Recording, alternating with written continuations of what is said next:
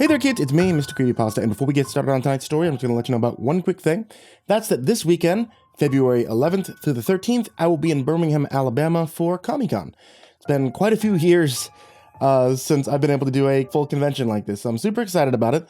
I have my mask on, I'm ready to meet people, and I got a whole bunch of posters, and also a whole bunch of Valentine's Day cards that I had special made just for this convention to give away for free. So come say hi to me.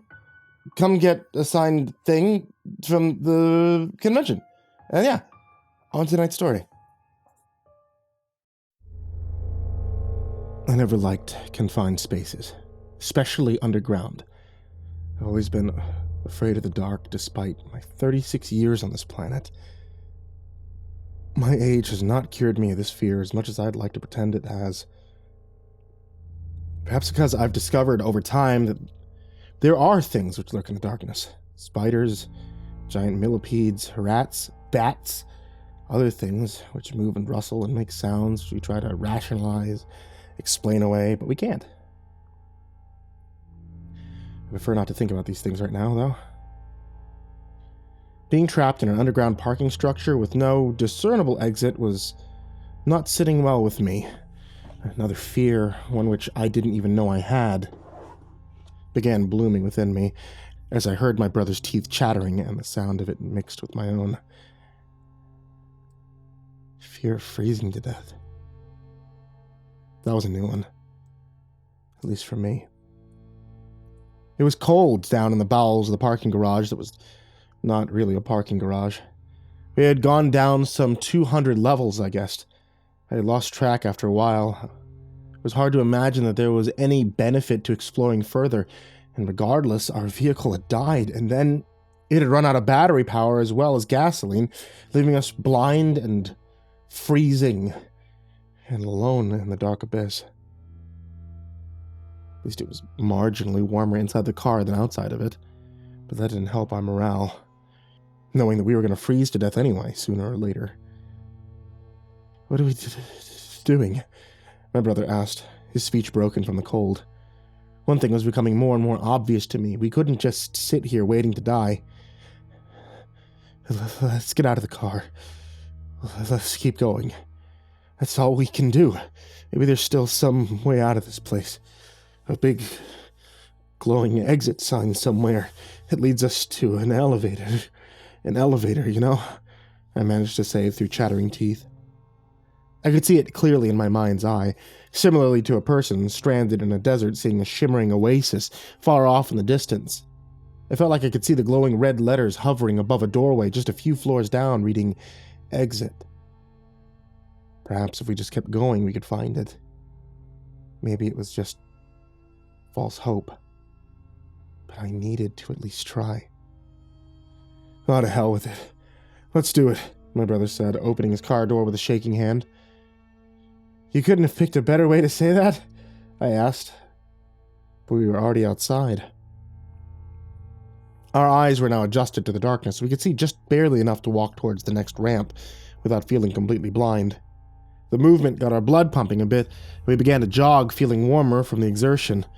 Neither one of us mentioned the movement in the shadows we saw occasionally. Things hiding behind cars, ducking out of sight as we passed by.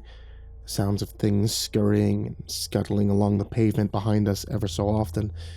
We didn't want to think about those things, and pretended, even to ourselves, that they weren't real. But in my mind, I couldn't help imagining what they were. Giant millipedes, huge spiders with hairy legs, other things that walked with stilted strides using appendages that were unnaturally elongated. I didn't want to think about these things, but I did. I pieced together things from the shadows and added details where there were none. And I saw all of my worst fears in the blackness beneath the ground as we jogged. And then ran. I had a feeling Noah was seeing things too, things no human being should ever be forced to witness. We kept running down the ramps for each level to the next one, basking in the occasional flickering glow of a dim fluorescent light, but then grudgingly moving on from it, feeling infinitely colder in its absence each time. Each level became more abstract, progressively warped from what it had looked like at the top, It reminded me of stacking cards or pennies to make a pyramid. How every imperfection at the bottom becomes amplified on the next level. That's what this place was. A crumbling, uneven house of cards. And not the Kevin Spacey kind. Ready to collapse at any moment. Except instead of being built from the bottom up, this one was engineered in reverse, as if things had been digging and excavating down here for a long, long time. Millennia, eons. Going down to the next level, I noticed that it was massive. Far bigger than any of the previous levels. The distance between ramps had grown larger and larger until now we had a walk of several football field lengths to get across level whatever.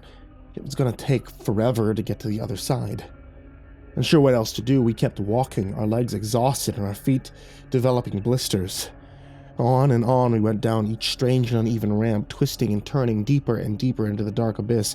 Our stomachs began to rumble from hunger pains, and I started to wonder just how long we had been down here for. With precious little battery left on my phone, though, I decided to save it for the time being. The levels grew larger and larger. We could still hear the things moving in the shadows, but they were far off now, distant and unbothered by us.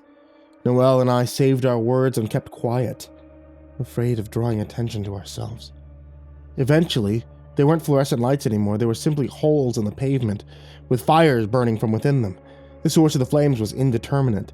We stood in front of them to warm our hands when we saw them at first, but quickly realized they gave off no heat. So we moved on. The flames felt warm at first, but then I realized they were just the sensation of my hands being scorched. They did nothing but burn our hands and left us feeling even colder than before. We moved on and I struggled to process what was happening. To make any rational sense of it, it felt as if my brain could snap at any second. My thoughts raced around in unhinged circles like dogs on a racetrack, trying to catch a fake rabbit on a stick, my mind flying further and further off its axis with each loop of thought. There's no way out. There's no way out. There's no way out. My mind told me stubbornly, and yet we continued down deeper and deeper. Suddenly, the huge cavernous room was cast in a dull glow of light from behind. I couldn't resist the urge to look around in every direction, trying to make sense of our surroundings, and to see who or what was hunting us. We had heard them constantly, but never actually seen them. Looking up at the ceiling, I saw creatures black as shadows in a midnight graveyard. They were climbing with sticky feet like frogs, moving quickly along and following us, watching us. Only they were hanging upside down from the top of the cavern. Their eyes glowed like cats in the night, reflecting back at us. One dropped down suddenly and was gone into the shadows. The rest dropped down as well, disappearing. They didn't like to be seen. Is that a car? My brother asked suddenly. I turned around and saw there were indeed a pair of headlights coming towards us from far off in the distance. I think it is. I was far past the point of feeling like we would be miraculously saved by an occurrence. In fact, the sight of someone else down here with us only brought me closer to the brink of a complete nervous breakdown. The walls were starting to crumble in places I saw now. Occasionally, tremors would be felt beneath our feet, as if giant primordial creatures were battling each other below. And if we just kept going down, we'd surely meet them very soon. They would stop their fight to take a brief reprieve and a snack. Trying to clear these images from my mind, I focused on the car pulling up to us. Felt like I was dreaming as I watched Noel flagging the driver down with a hopeful look on his face. He was shouting something about us being trapped down here when the man rolled down his window and looked at us, appearing just as frightened as we were. The whole thing felt surreal to me, and I was becoming more and more convinced that this was a trap. Nothing down here had been how it seemed so far, after all. My paranoia was cranked up to 11. Are you guys? Are you them? The people running this place? I just want out, please, let me out. The guy in the car was shouting out the window at us. The man was about our age, wearing a Blue Jays jacket, and I guessed he was on his way to the game as well. He had just gotten lured down here with the promise of close proximity stadium parking, same like us. No, we're not the people running this hellhole. We got trapped down here too. We just ran out of gas a while back. It's freezing out here, though. He looked hesitant for a moment, but then nodded. What the hell, hop in. I got nothing else to lose. We jumped in, thankful for the ride, and the car began to roll forward. I held my hands up to the heater, immediately rubbing them together against the blasting air, and felt them getting toasty after a few long minutes. Noelle was doing the same. reaching up between the front seat to warm his frostbitten hands. And after a few minutes, he was warm enough to relax in the back seat. I was in the passenger seat up front. The vehicle had that nice new car smell. I took a deep breath of it. Quite a relief to be safe from whatever things were outside stalking us, though. My paranoia beginning to settle slightly. I introduced myself, and so did Noel. The guy introduced himself as Steve, saying that he was as clueless about this place as we were.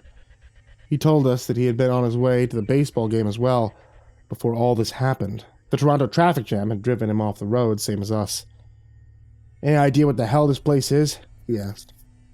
No? By the looks of it, it's ancient, and way older than the parking garage up near street level. I asked the guy if I could plug in my phone, since it looked like he had the same charger as I did. It was plugged into the cigarette lighter, glowing a faint blue color.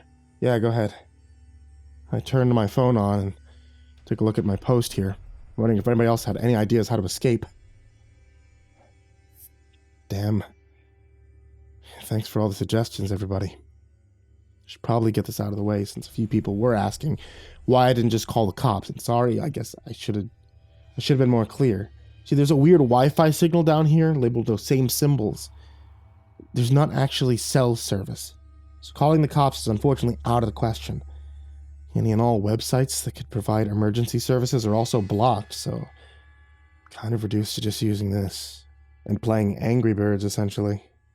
Good distraction. Not particularly helpful. Some people on here are saying that we should just keep going down further, I said to Steve and Nolan. Somebody DM'd me saying that they've been here before. You gotta go down to level 500 and that's where the exit is. Steve said he doubted it, but we could try. We rounded another corner and went down another level, deeper underground by another few stories. Each floor was beginning to get a bit smaller again, not as enormous as before, and I was wondering if the space would start getting tighter and tighter, more and more claustrophobia-inducing as we continued. I really hope not. In the dim light of the car, I noticed something suddenly. There was no symbols or logos on the steering wheel or on the dashboard. There's no hood ornament either. The black car was completely unadorned. Just like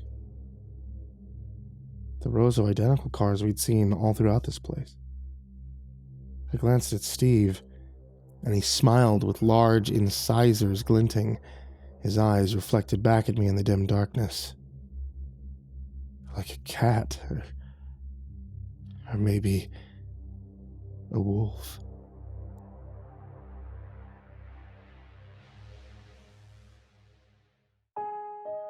Good evening once again, kids. It's me, MrCreepyPasta, and I want to tell you thank you for watching tonight's video, or for listening to tonight's episode of the podcast. That's available on Spotify, or on Apple Music, or on any other places that you can get podcasts. If you guys have loved any of the series you've been hearing on the channel, such as the Neverglade Mysteries, My Tiny Town Has Just Been Put on Lockdown, or Tales from the Gas Station, and you've wondered if there's more, there is. Take a look on Amazon. All these authors and many more have books available on Amazon right now, and some of them I've even done the audiobooks for. Check them out now, see if you can pick up a novel or two, and let them know that I sent you. As always, I want to give a big thank you to all of my supporters on Patreon. You guys are the real MVPs, and you allow us to get a whole bunch of custom stories that are only heard here on this channel, on this podcast. So, a very big thank you to Jordan Alexander Sanchez, Stephanie Butler, Bobby Karman, Tristan Pelton, Chase Burnett, Diana Kraus, Maria Walker, Tonya Oran, Paingravy, Inactive Hermit, Austin Johnson, Crazy Kid, MrMarcusBlitz, Aika Limchoc, Dirt Diver 030, Matt Bach, Jabbles Raz, Voiceofsand, Coffee Zombie, Matthew McNeese, ChellyJay, Jeremy H, raltizal, PhycoMel, Nana, TheMorrigan, Nick Weaver, MeltedLake, Tali Sue, SkyMara Ravenswood, William King, Reaper 61167, Darth Miver, Micah Ortiz, Satanic Aries, Nessie, Parafa Panda, Bardo Hawk 764, Lambda M98, Harley, Billy Morrow, Sashi Suzaku, My Body Sounds Like Rice Krispies, Miss Xander, Suji Campbell, Stricken, Azarine Fox, Freddy Krueger, Happy Birthday Jason Wilson, Lisa Cottrell, Caspian, Hades' Nephew, Tater Chip, Acid System, Prozac and Pancake Appreciation Society, Cryptic Nightmares, Kiri the Sloth, Tommy Green, Fester's Lampshade, Sky Harbor, Nico Kyle, Rafael Rodriguez, The Ginger Bros, Aaron Stormcrow, Daniel Polson, Trey Smiles, and Corey Kenshin. And of course, everybody who's down there in the description as well, and everybody who can support on patreon.com/MrCreepyPasta for even $1. Thank you guys so much. Thank you for listening, and sweet dreams.